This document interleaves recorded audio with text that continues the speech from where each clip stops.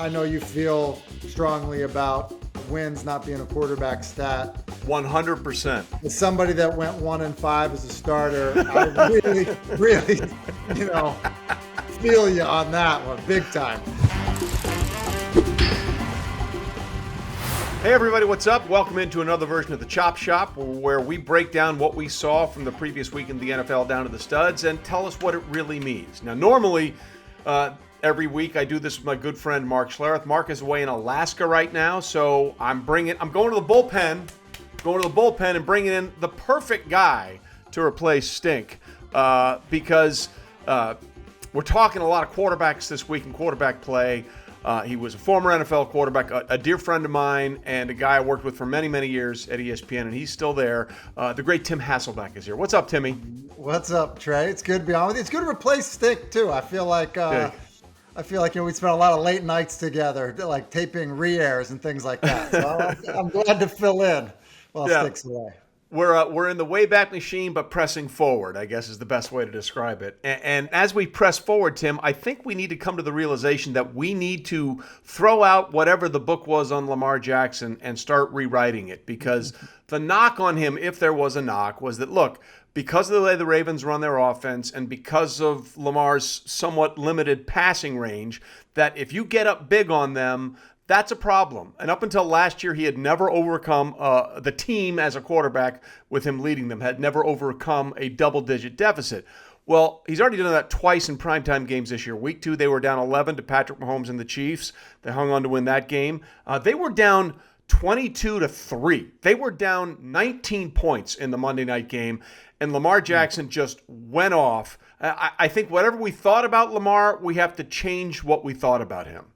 Yeah, and I think that's probably the case, Trey. Don't you think of really almost his entire career, right? I mean, before he came out, it was like, well, let me tell you all the things he can't do. And it's like, well, okay, well, let's see if he can play quarterback. Let's see if that style of play can last 16 games. Can it last more than one season? And, I think the reality is that he's answered a lot of these questions with like, hey, yeah, he can do those things. The thing that sticks out to me, I think, the most, though, Trey, is that, a lot of times for quarterbacks, if you get off to a bad start, it's hard to pull yourself out of it. A lot of guys are momentum players. That's why you hear coaches talk about like, hey, we want to get this guy into a rhythm and get him going. But I think that and it's probably because Lamar, like what he's experienced as a quarterback in that, he can have a series or a quarter or 2 quarters where, he doesn't play great, but he's so talented that he literally is just one snap away from making the best play of the game to all of a sudden like give everything life again in terms of, the offense he's playing for. So I just believe that there is a athletic confidence that he has where they can be behind. And that's okay for him because probably throughout his entire lifetime of playing sports, he literally has been one snap away from making the best play that anyone's seen. Correct. And the other thing, because of the way the Ravens set up their offense with him through most of his years as a starter, it wasn't a take shots down the field kind of offense. It was a let's matriculate down the field. And the other thing that really struck me in coming away from what he was able to do Monday night, and we've seen it a couple times now, he threw 40 times. He had 40 attempts, right? This was the 4,017th game in NFL history where someone threw at least 40 passes. He completed 86% of those passes. That's the highest completion by a quarterback in those 4,017 games. So not only is he a more volume passer now, he's becoming a more accurate passer. And that is a lethal combination if you're a defensive coordinator trying to stop Lamar Jackson. And Trey, crazy thing when you just put those, stats into context. And I, try to think about this when I evaluate a quarterback, whether it's a draft or during the season, is, go shoot 10 foul shots, okay? Yeah. And maybe you make 8 of them. Now, go, run 10 sprints, then shoot 10 foul shots. Like, you're not going to be as good. So, if Drew Brees is going to throw it 40 times, at some point in his career and, have a certain completion percentage, Well, look, that's going to look differently than the guy that's asked to run quarterback power or a zone read, then throw the ball. Then, oh, by the way, run bash counter, and then, okay, now we're going to throw it 5 more times. Like, it is different from a completion and accuracy perspective if you also in your offense are asked to run the ball, which is why whether it's Josh Allen or whether it's Lamar Jackson or some of these quarterbacks that are used in their team's run game, when their completion percentage is good, it's different than when other more traditional stay in the pocket passers are accurate with the football. Yeah, you're asking him to do a lot more and still hold on to that accuracy, which is the bottom line of what you just said, which is not easy. It's like I've always said. This is why golf is a really weird skill, because let's say you're a really good driver of the ball. Okay, well, you have to be a chipper and a great putter as well. It's like telling Tom Brady, "Hey, you're a great quarterback. Now punt." You know what I mean? You're asking someone to do a lot of different skill things at one time, and what Lamar is doing now is absolutely incredible. Josh Allen, I think Sunday night, put himself, along with Lamar, way up at the top of the MVP. And I know it's a malleable list and it changes dramatically, but right now, I think the 3 would be Kyler, which we'll get to in a little bit later, Josh, and Lamar. That was a beatdown on Sunday night. It was the way the Chiefs toyed with Buffalo last year when they played them twice, once in Buffalo in the regular season, once in Kansas City in the AFC title game, and beat them 2 completely different ways. This was an absolute smackdown by the Buffalo Bills, basically saying, hey, cool about last year. This is our year. Yeah, it didn't feel all that competitive. And, we're only a few weeks into the season, and I think it probably would have gotten a unanimous response if you had said, okay, who's the best team coming into the season? Or who's the best team in the AFC coming into the season? I mean, there have been very few people that didn't say it was, the Kansas City Chiefs. And I'm sure I was one of them. Right? I mean, look, and there are a lot of reasons, why. Now, it's not to say that, people outside of the Bills Mafia didn't think that, Buffalo was getting there and was close. But there's a lot to like about Kansas City, a lot to like. And your assessment of what they did on Sunday Night Football is accurate. And it just seemed like, when Kansas City scored at the end of the third quarter, and so I guess they came within 8. Yep. I thought, ooh, okay, maybe this is like, here comes Mahomes. They're going to, claw back into this thing. And then Buffalo goes on like a 7.5, 8-minute drive and then scores a touchdown. And you think, wait a minute, that drive just took the opportunity for like the number of possessions that Kansas City needs, just took it away.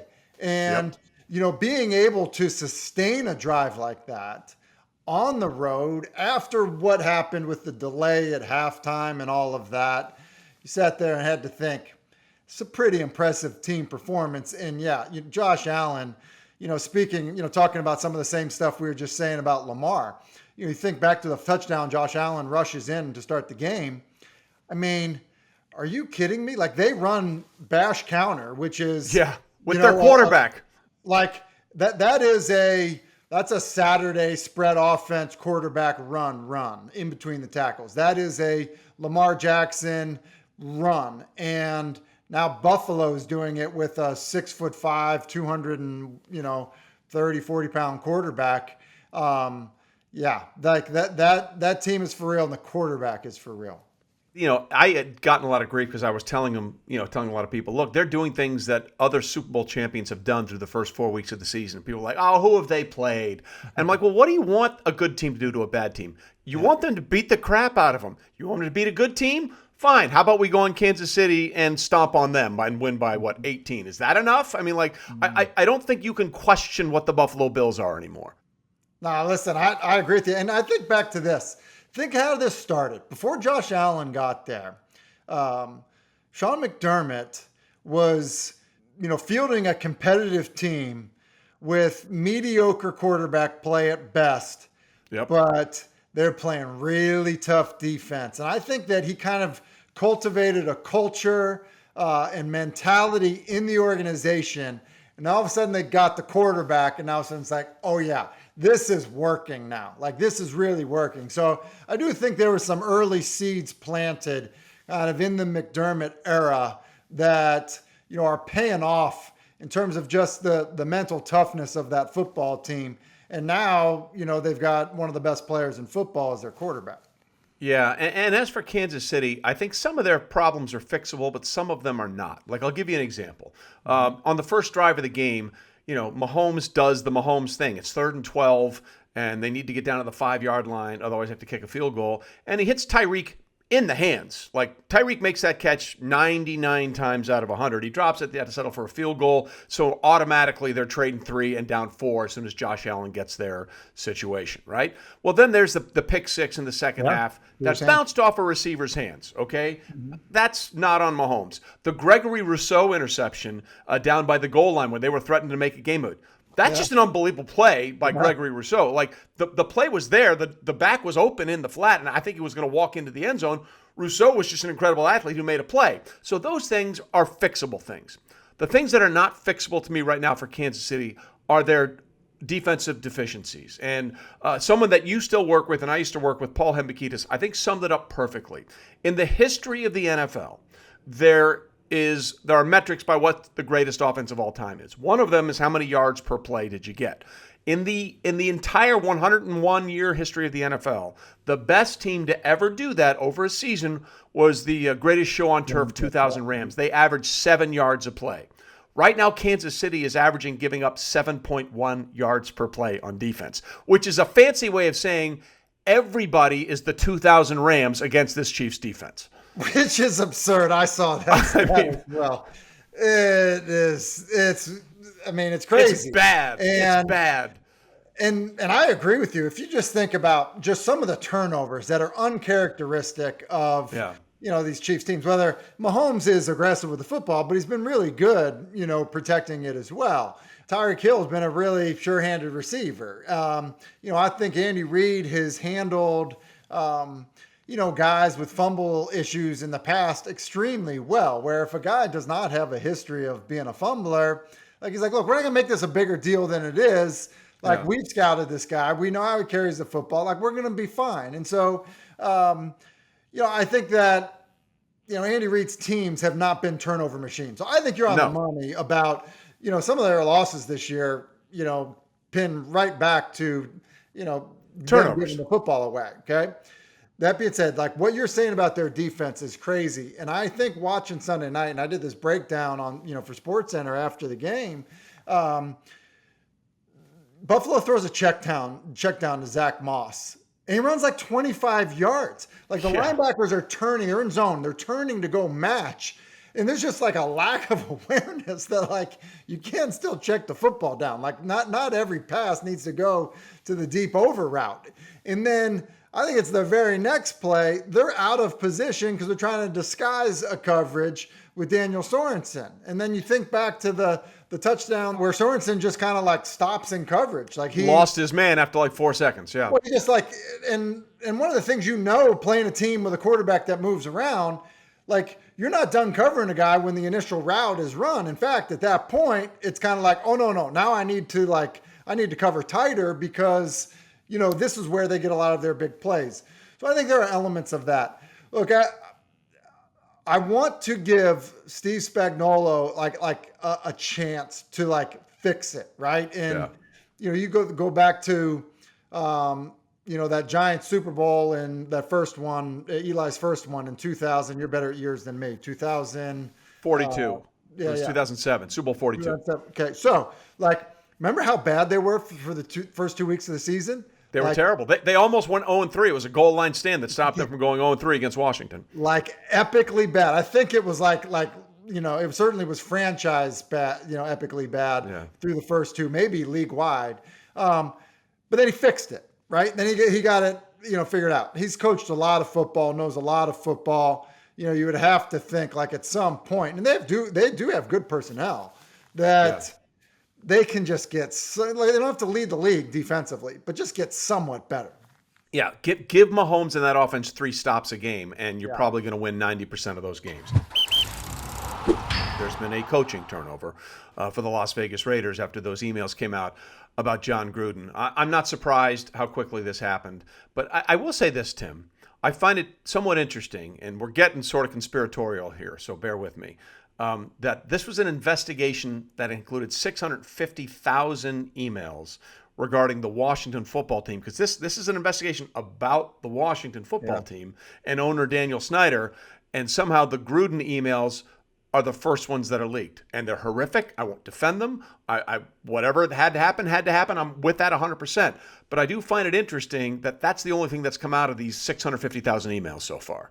Yeah, I mean, that's hard to find that point not, beyond curious, right? Yeah, I mean, right. Like you're telling me that's the only thing? That's the only thing, and it involved another coach on another team that wasn't with that team from 10 years ago? Are responses to those emails, right? Yeah. By who they were sent to.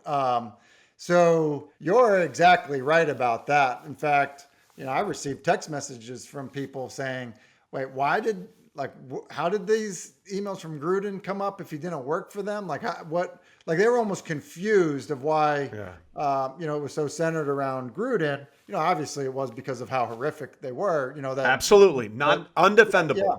But, I think there was some confusion just from like people that I'm friends with that are just, casual might be a little bit light, but, just general football fans that are like, wait a second, I'm confused. I thought this was about the Washington football team. So, I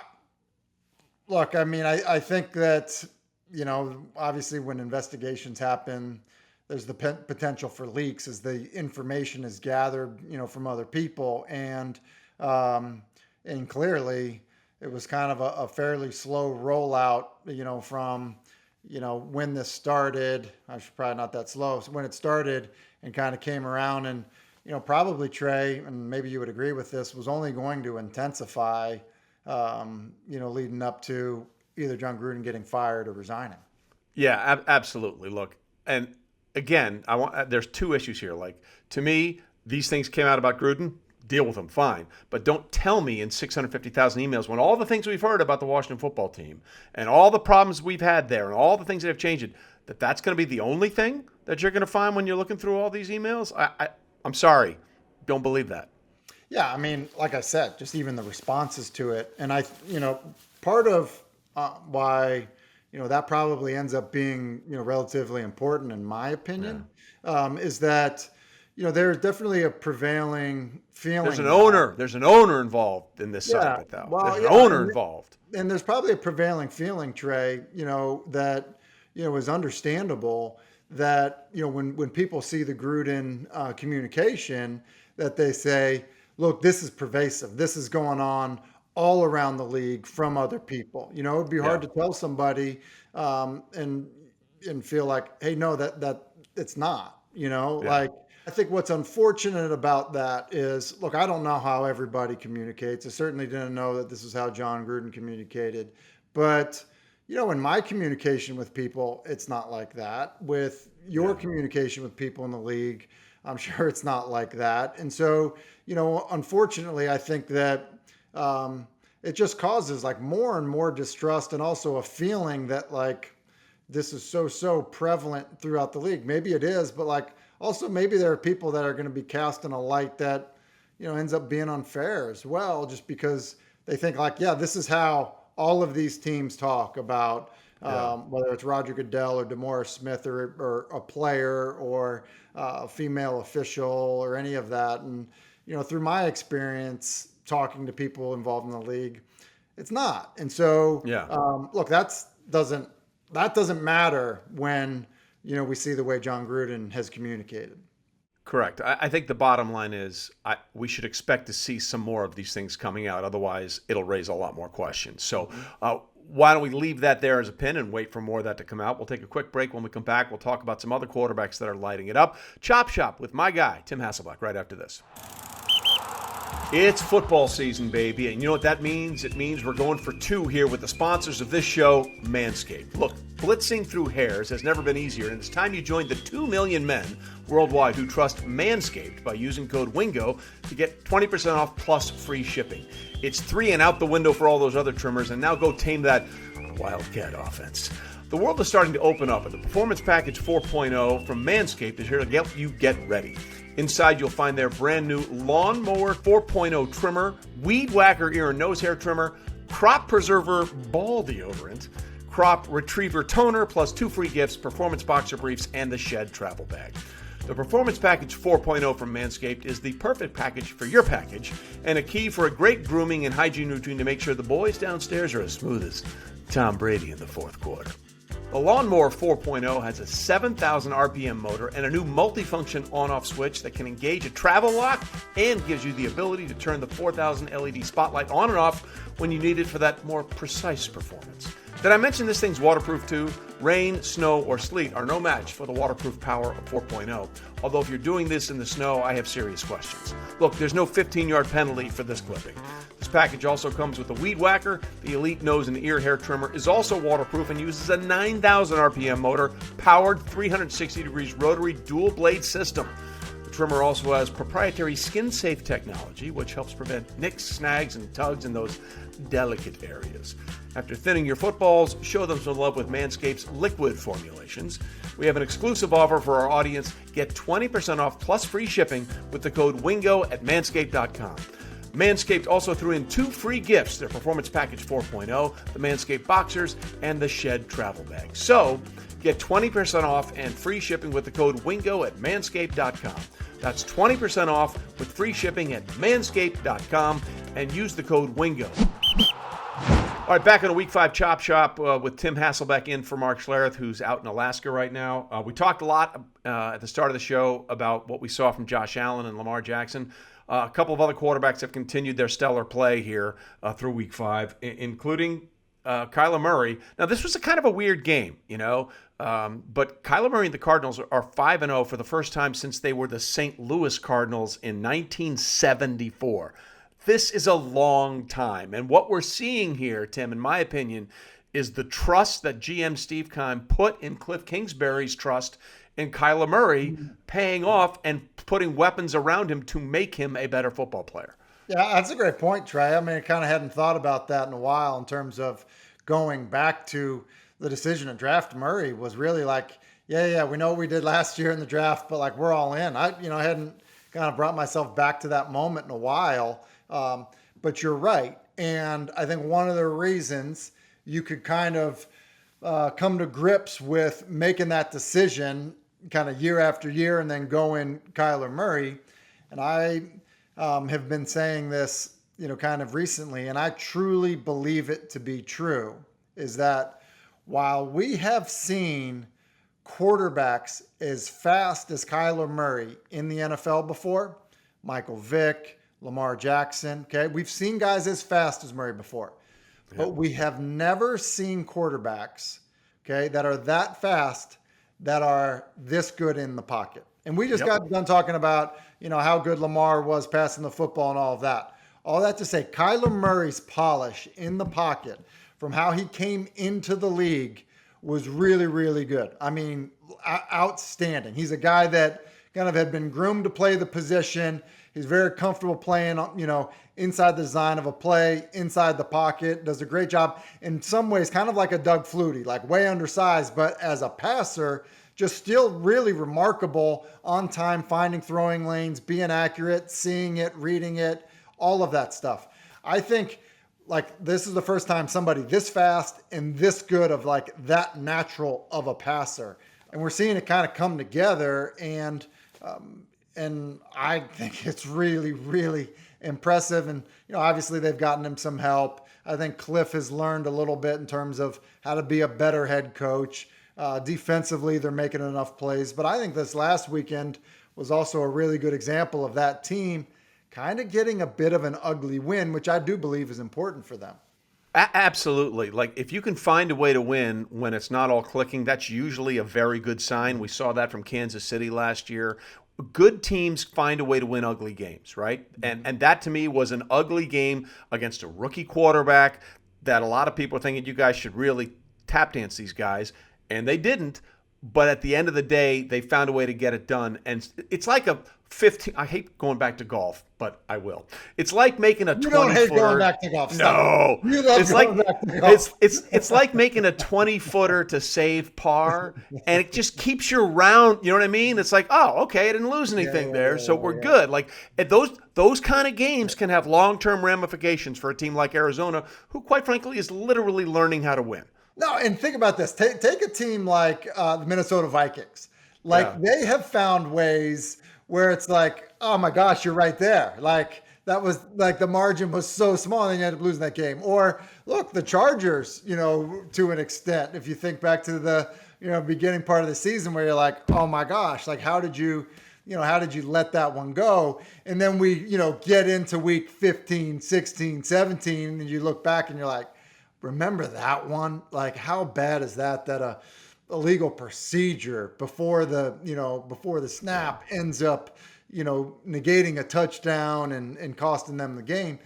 Yeah. So when you win some of these ugly ones and you think back to that little thing that you were able to do. So maybe it was a Kyler Murray 3rd and 7 scramble for a first down, or you'd been struggling all game, but that one time you got the one-on-one opportunity with Hopkins, you were able to give him a catchable ball in the end zone that he was able to come down with, and boom, that's the difference. So, look, they're confidence boosters. They also start to provide that cushion when you start to look at how things are falling at the end of the year in terms of winning your division, home field advantage, being able to rest somebody because they've got a sore wrist as you head into the playoffs. Yeah, all those things matter.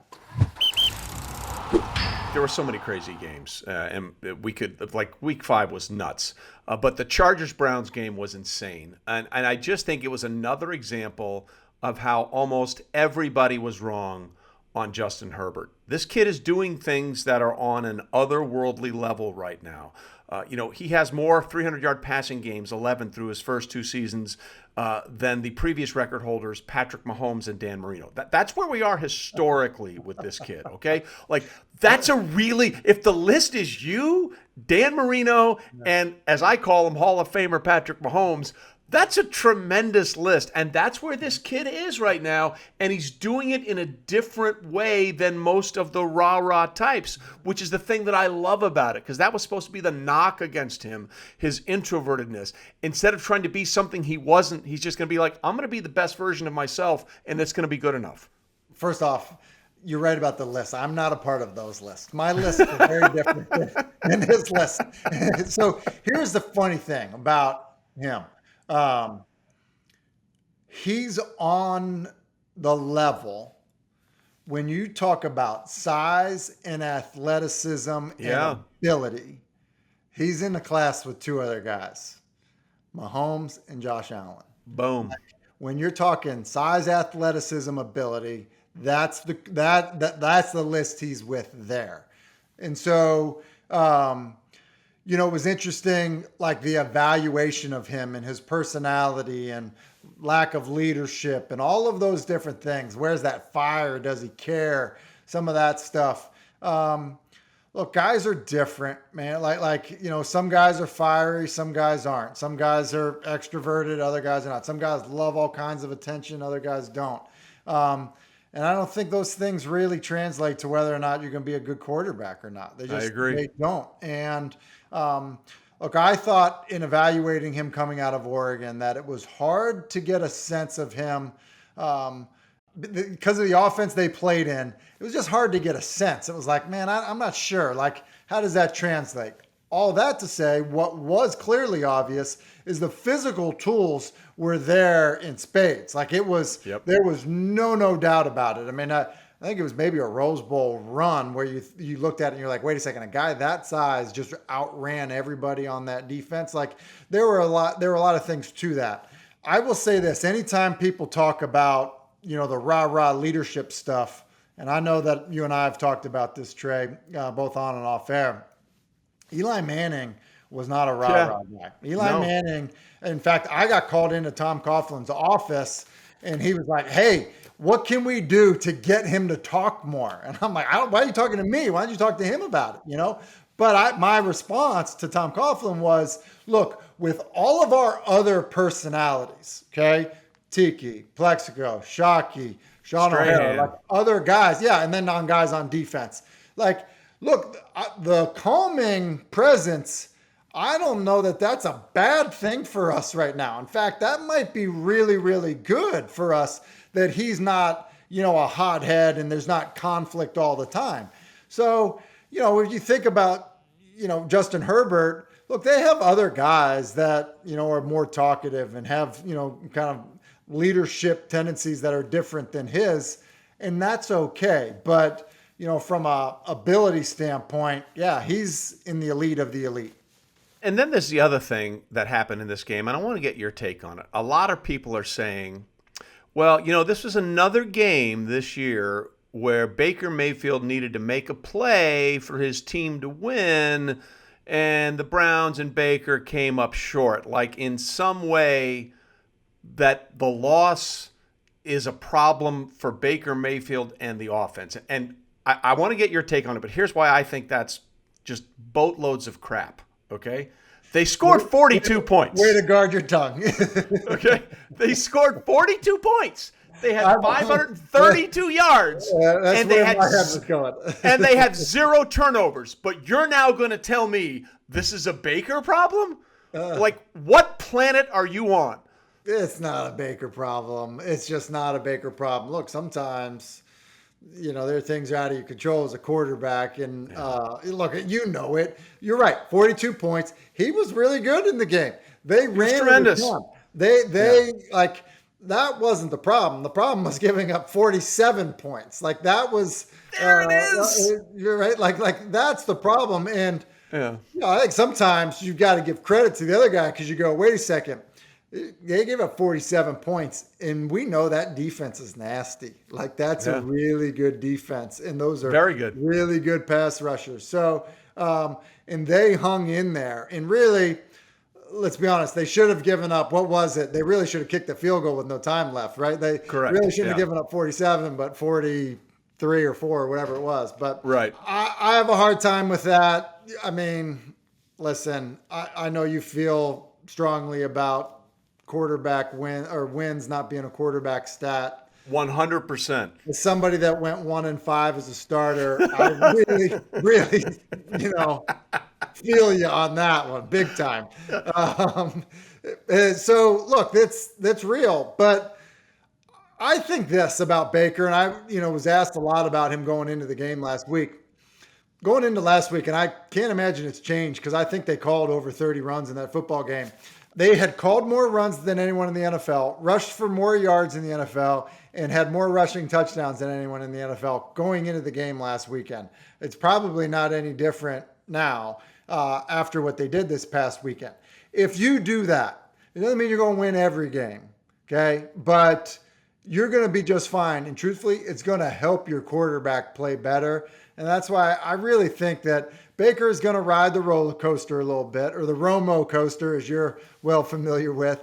But truth be told, like that's what it'll be. And that's going to be good enough for the Browns. It really will with the way the rest of their team's constructed. Yeah, and again, we'll move on and we'll wrap it up. I just want to throw this out there. Before Sunday, here were the number of teams that had scored 40 points in a game and no turnovers and lost. 0. Here were the number of teams that have scored 40 points, 500 yards, and 0 turnovers and lost.